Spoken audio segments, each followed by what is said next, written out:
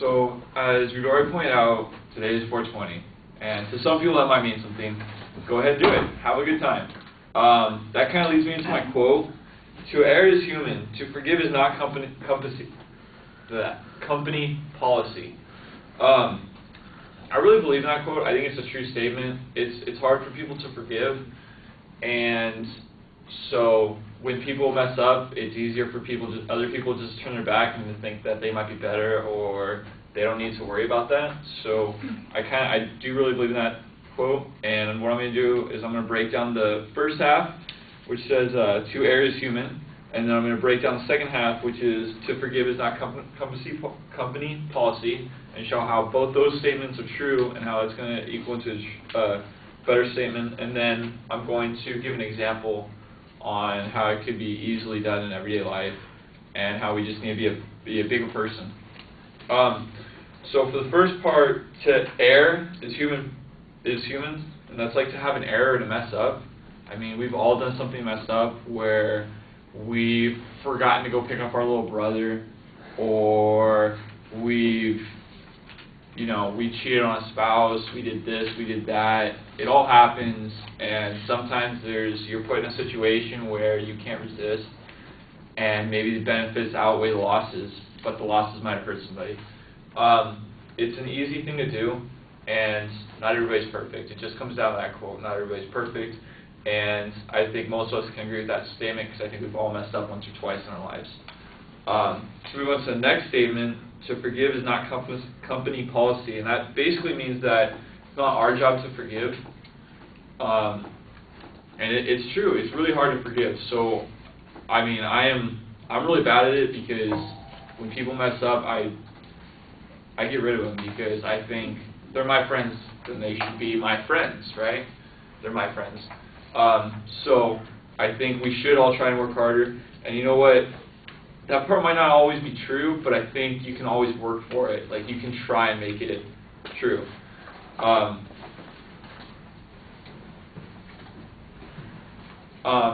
then I'm going to bring this all into a whole as an example right now.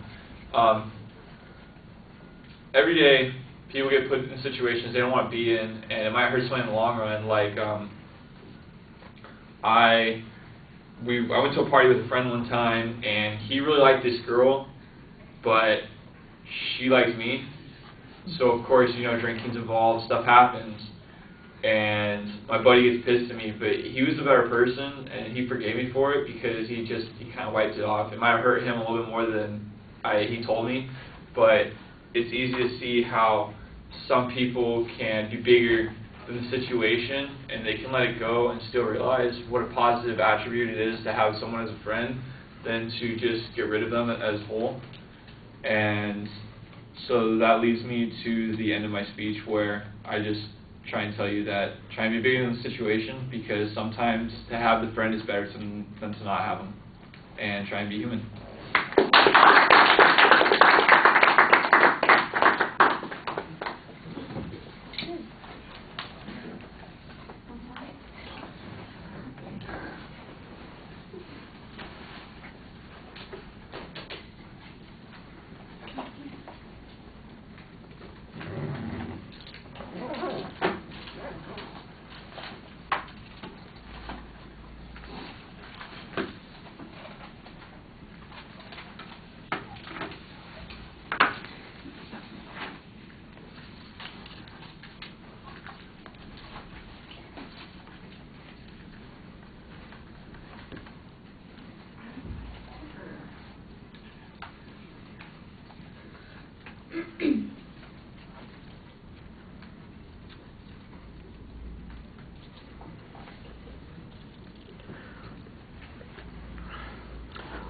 I guess the date was irresistible to make a reference to, but how it connects to the topic is not very clear to me.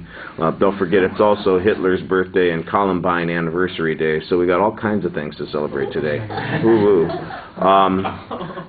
The thesis statement is very clearly stated. I thought you had a very good preview of what you were going to talk about. You just decided, well, I'll just kind of divide it into the two parts of the quote, and then I'll have an example to talk about. And that worked out fine. So organizationally in the speech, you're in really solid territory there. Your examples are pretty good. You develop them reasonably. At first they start as incidents. When you get to the example at the end, I think there's a little bit more detail, and it gives you a chance to kind of connect a bit more. On the presentation, listening, I think you're doing a good job. Your voice projects well. There's pretty good variety. The pacing's all solid. When I'm watching, there are a couple of things that are a little problematic. You're playing with the topic quite a bit. You're snapping it and straightening it out and rolling it up and then straightening it out again. So that's where all your anxiety seems to be coming out. You put your hand in your pocket like you are uncertain what to do. You do have some indicative gestures when you're talking, so you seem animated, but they need to be a little bit more purposeful. Sometimes your facial expressions are animated but a little bit uncertain. Your eye contact, this is one of those things that's kind of odd. You really look down every time you're doing a transition, and every time you're thinking about the next thing, you look away from the audience. And then when you look up, sometimes you're looking in the direction but not engaging the audience, and then you get to a point and you actually do talk to somebody, but then it's back to that kind of pointing my face in the direction, but I'm not really looking at people sort of expression. And so you need to work a little bit more on connecting with the audience. Like I said, your hands playing with the quote, that's most of where your anxiety comes out. I thought that the conclusion of the speech was pretty good, and you had, you came back to the point that you're trying to make. So you're engaged, got good structure. The vocal presentation is fine, just a few things to work on the visual things. All right. Thank you.